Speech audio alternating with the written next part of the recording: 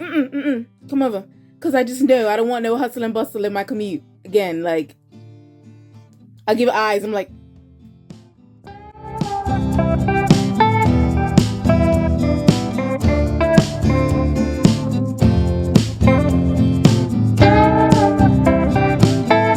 I'm Tiffany. I'm originally from the beautiful, beautiful island of Bermuda.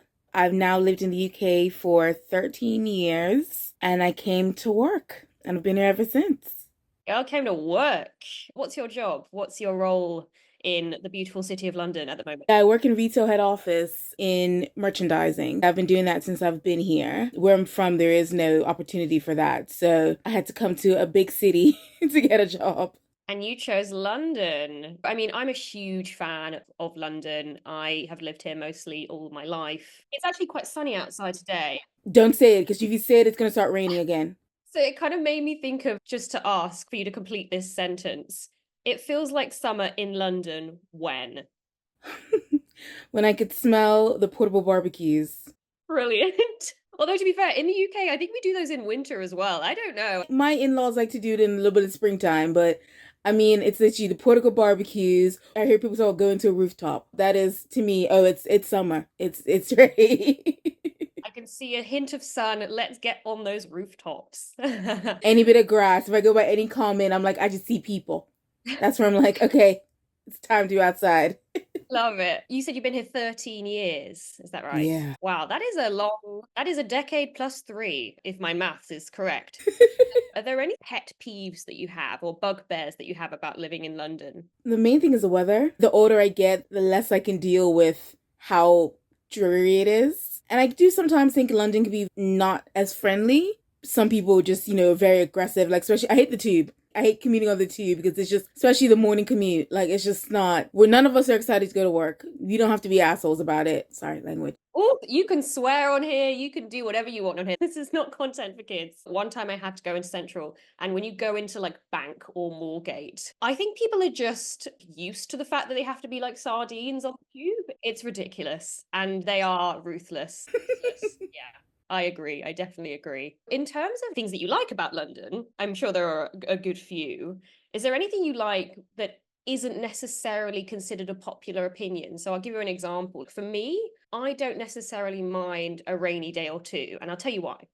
Because basically it makes me appreciate when it's actually sunny outside, when there's a few rainy days. I think if it was always sunny and hot, we take it for granted a bit more. So that's my I kind of like the fast pacedness of London. Things are always changing. There's always something going on. Some people might think it's just too much. Like it's always on the go, go, go. But I love that at any hour of night, if I want to go out to my local corner shop, I can grab something. Or, I can always get home on the night bus because I'm the queen of the night bus. I like how it's always something going on. There are times when, I would love more peace and quiet. That's when I get on a plane. But I love how London is always something go, go, go.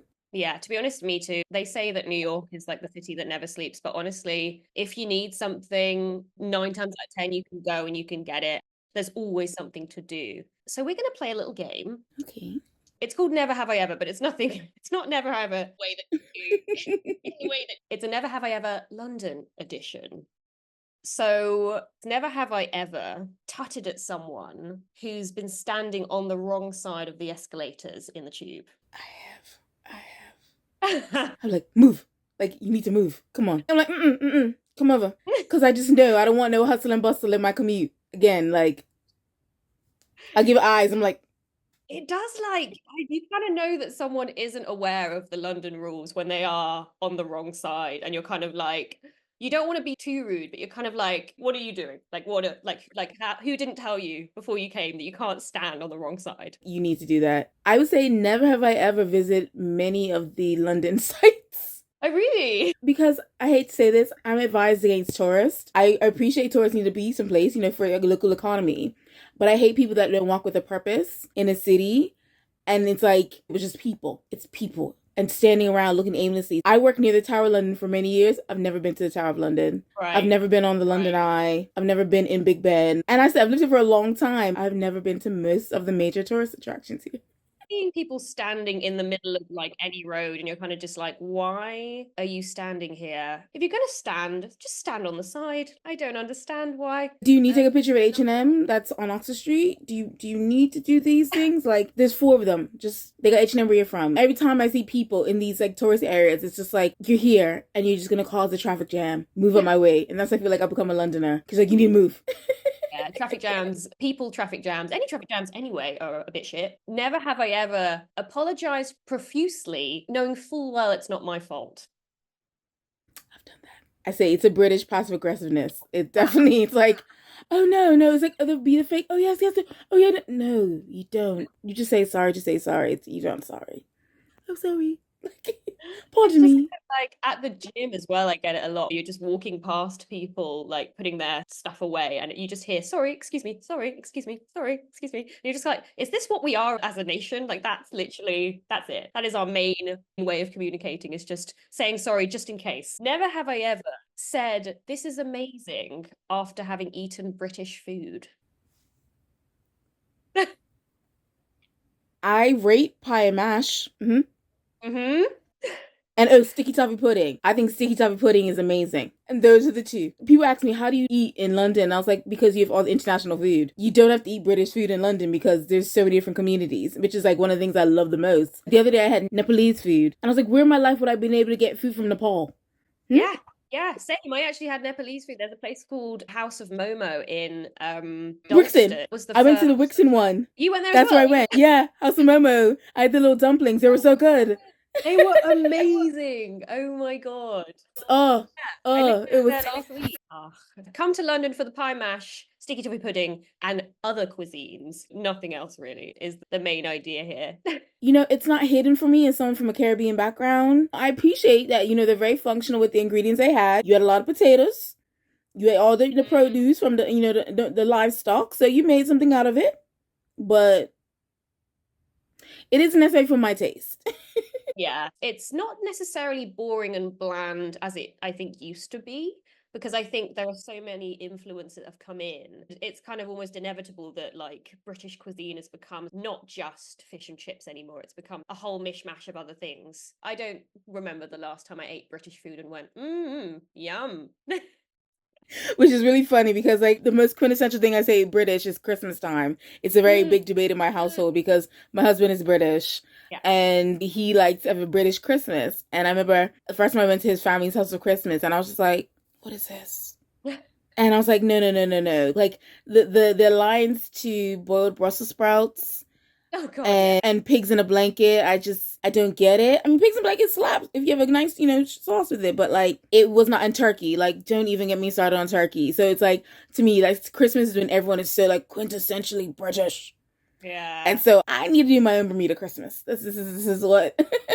What would you bring to Christmas that's like a Caribbean edition? We do like ham at Christmas. So like I guess a gammon, which people do here, but our gammon is more like I guess like the American gammon, with like pineapples and stuff. I always make macaroni and cheese at Christmas. Controversial because everyone's about their roast potatoes, but to me it's all about the mac and cheese. And people really need to roast Brussels sprouts. I don't know why they have this allegiance to boil them. Just don't. Just roast it. Even if it's quick, put in your air fryer. It makes it even faster. Put it in an air fryer. One thing to take away from today. If someone is thinking about moving to London and is kind of on the sort of precipice of like deciding, what kind of got you to go, okay, I need to do this? And what kind of tips and advice would you give to that person? I would say really think about the reason why you want to move to London. I think a lot of people move here, just like, oh, I saw someone's, put it online. It looks really cool. But you need to research what your life look like here. Are you able to get a job that will support your life here? Because, cost of living is real. Do you know if London is a city for you? Because maybe you need to go to maybe a second city, something that maybe is a bit more quiet, especially if you're coming from like a small place. Maybe start in somewhere like Manchester or Liverpool, something that, has a city but not as big as London. I would definitely make sure you have your savings because it's not always easy to find a job here. And God forbid trying to rent. I hear you need 6 months rent now to get into any place. So I would definitely say do your research, be prepared, and have a backup plan in case things just don't work out for you. I was crazy. I moved here in my early 20s and I was like, you know what? I can do it. I moved here with a one-way ticket and 3 suitcases. And I've been here ever since. But I would not advise someone to be as as reckless as I was back then. That does seem like, you were taking that risk. And do you reckon it's paid off? I mean, it has. I never thought I was going to be here this long, but my goal was only to be here for 5 years, start my career, maybe move somewhere else in Europe. But in year 4, I met my boyfriend who's now my husband. So, I've been here ever since for him. Congratulations. It was great speaking to you today. Thank you for your time. Thank you for having me, Sam. I literally, I always tell myself I want to do more things because I think my friends always tell me, Tiffy, you live such an interesting life. You really should talk about it more. So I appreciate this platform to come on and share my stories I'm a woman of the world. I'm a woman of the world, and I'm happy to share any insight I can because a lot of people look at me and say, how do you do it? And I'm like, just give it a try. Just give it a try. Be prepared, but just give it a try. Nothing is forever. Nothing is permanent. If you leave a home, they're not going to kick you out. You can always go back home. If something doesn't work for you, there is no shame in moving back and reassessing what your next move is going to be. Lovely. And with that, thank you for being here today.